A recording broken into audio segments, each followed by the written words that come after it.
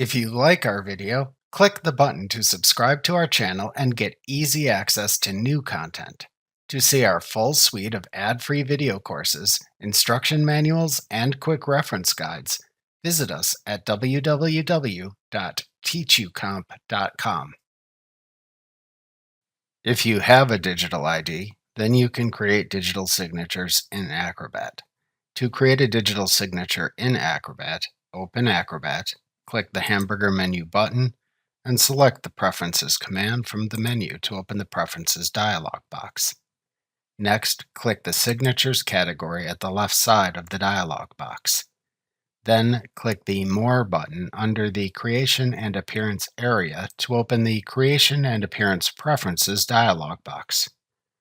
Finally, click the New button in the Appearances area to create a new digital signature in the Configure Signature Appearance dialog box.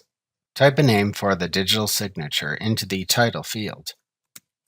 The Preview area shows the digital signature's information as it will appear when used in a PDF. To set the appearance of images in the signature, select the Option button for the type of graphic to include in the Configure Graphic section: No Graphic, Imported Graphic, or Name. If you select the Imported Graphic option, then click the File button to open a Select Picture dialog box. Click the Browse button in this dialog box to launch an open dialog box, which you then use to find and select the image file.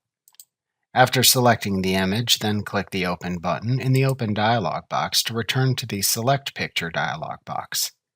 Then click the OK button to add the image to the signature file and return to the Configure Signature Appearance dialog box. Then check or uncheck the checkboxes next to each type of text data to include or exclude respectively from the digital signature in the Configure Text section.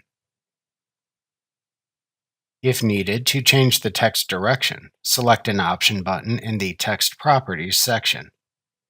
To select the language used to display digits, select a choice from the Digits dropdown. To finish and create the digital signature, click the OK button.